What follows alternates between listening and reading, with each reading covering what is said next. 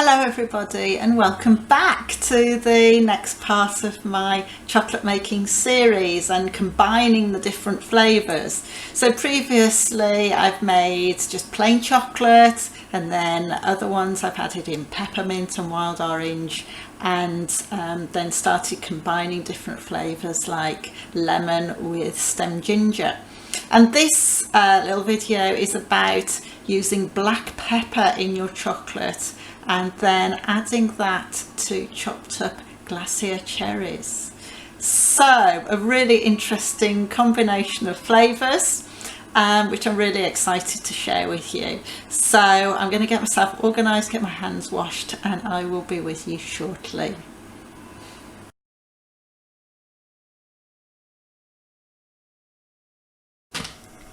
So welcome back. And as you can see, I've got all my ingredients laid out here. I've got my 100 grams of cacao butter. I've got my 6 rounded tablespoons of sieved cacao powder. I've got some chopped up glacier cherries. I've got my doTERRA black pepper essential oil. I've got my maple syrup. And I've got my salt to help bring the flavour out. Okay, so I've got my water just warming up here, and I'm going to put my 100 grams of cacao butter into my Pyrex dish and actually start melting it. Oh, that was a bit excitable, wasn't it? Now, I've also got here prepared my mould, my silicone mould, and also my tray, because I'm going to make some little heart-shaped treats and also a slab of chocolate like I've done before, so that I can use the black pepper chocolate for something else later on. So while this is melting away, and we've got a dog coming in to see what's going on and saying hello. So that'll be interesting to see what's going to happen with that. Hello boys. And I'm going to put my cherry, chopped up cherry. You can see I've made it up quite fine into my moulds. So this chocolate making is turning out to be a bit of a family affair today, which is no problem. No problem at all. This can be a bit tricky because of course it's all very sticky with the sugar.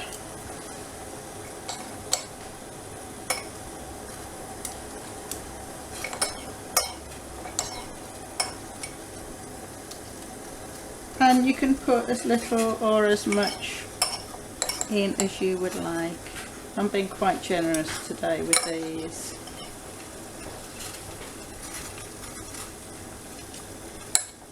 And I don't really know how much I'm going to be using. And any leftovers is a treat for the chef, which is me, so that's all good. Okay, so we've got that ready, and I'm just going to turn this heat down a little bit because it's going a little bit wild, and I'm just going to put this to one side. Oh, there isn't much in that one there, that's a bit spongy, so let's just add a little bit more into here. There we go, that's a bit better. And for the moment I'm just going to put it to one side.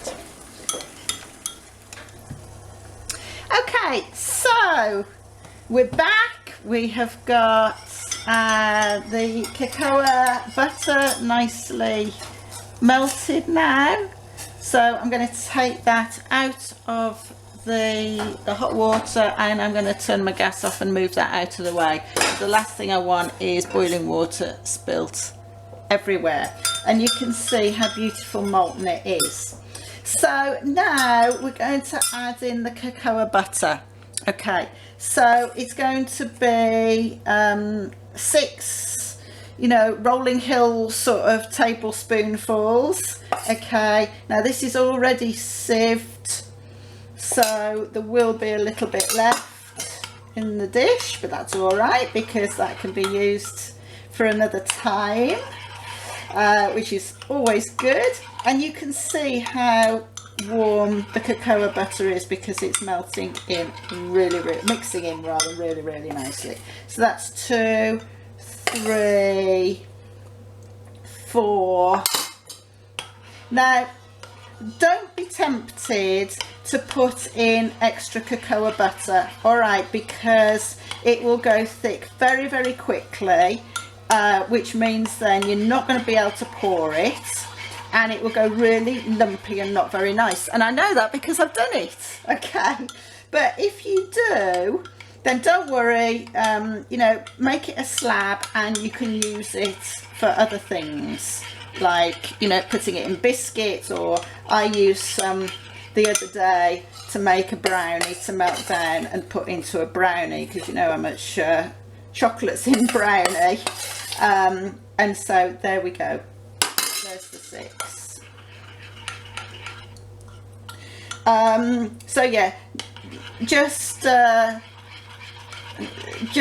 control your urge to make it even more chocolatey, but it just doesn't work. All right, been there, done that, got the chocolate slab to prove it, and just make sure it's really well stirred in. Okay, that's lovely, and you can see how gorgeous it is starting to look already. Okay, now I'm going to add my salt. So we're talking about, I call them squidges, 1, 2, 3 squidges of salt to help bring the flavour out, just like with any other sort of cooking or baking. And then we're going to add the maple syrup. So, excuse my phone in the background. There. So as I've said before, I make mine with 2 tablespoons of maple syrup. Okay, because that's just the way that, you know, my family like their chocolate. They like it, you know, a little bit bitter, but it is very much trial and error and what suits you and the people that you're making your chocolate for. Okay, and give it a nice stir in. And you might be able to see that adding that syrup in has now started to thicken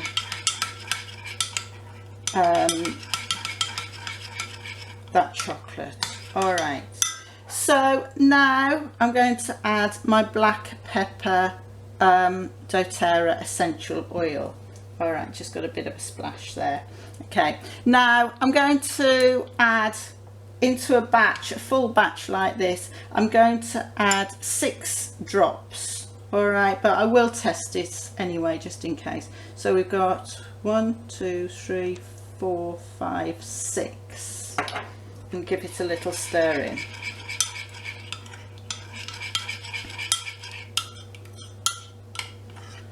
And I can really smell that black pepper coming through with this chocolate, which is lovely. I am a big fan of the black pepper in my drinks, in my cold drinks, just with water and perhaps another citrus flavour, and it is a very good for helping the blood supply. Oh yes, that's good, and that is going to work so nicely with the glacier cherries. Okay, so that's nicely stirred in as well. So I'm just going to remove that and bring over my little tray of hearts with glacier cherries in already. Now then, let's pour this in. very, very gently.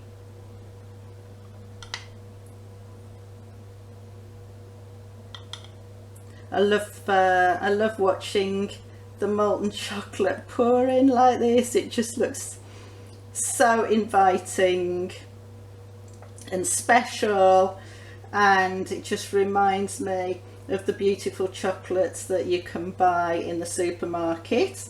But of course, you know, now it's your chance to do your own gorgeous chocolates instead and give them out as presents.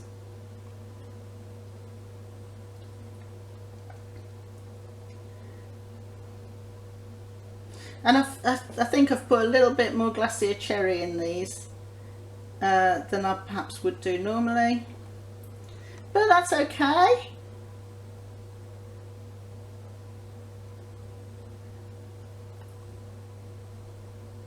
It makes them a little bit extra special. And the last one. There we go. Okay.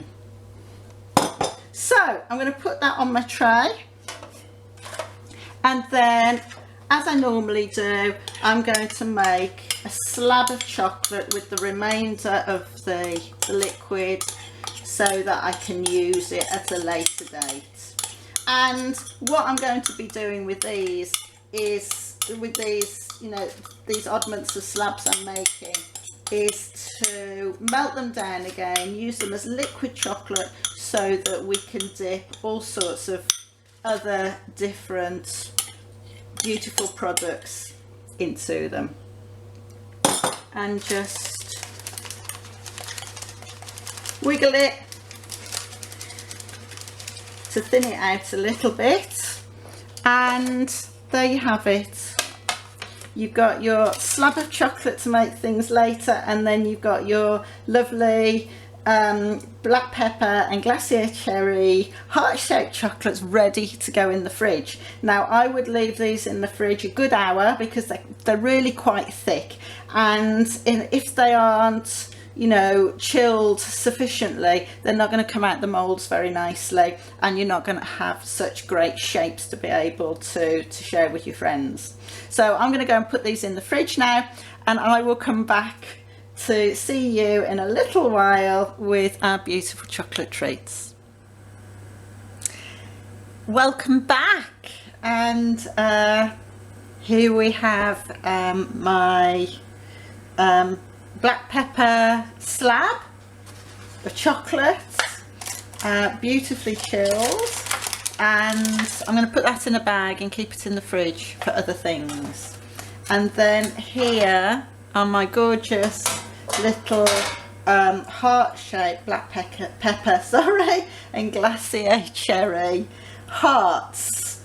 So I'm just going to start popping them out. And if you look at them carefully, you're not going to be able to see this, but that's where I've dribbled the chocolate in. It's produced some really lovely little marks on the top, but unfortunately you can't see that. But you will when you make your own chocolates, and these are proving a little bit difficult to get out. But that means, oh dear, look. This is the only trouble with adding fruit or something else into the chocolates. They can break up, but they're still gorgeous. They're still going to taste really, really nice, and your friends are going to love them. Your friends and your family are going to love them. These are proving a little bit difficult to get out. I think the rubber's quite stiff from the cold by the looks of things, but oh, these are popping out a bit better now.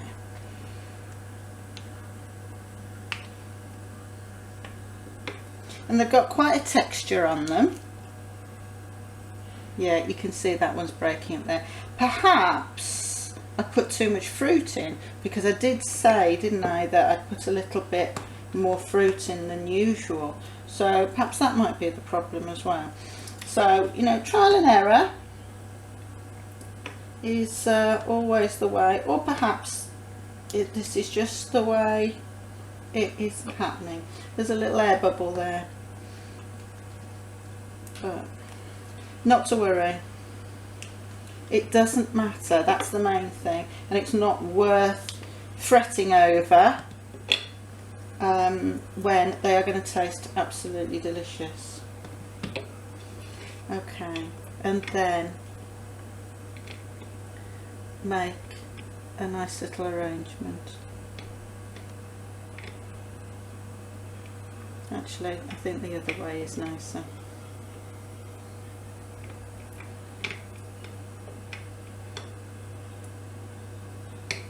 To be honest,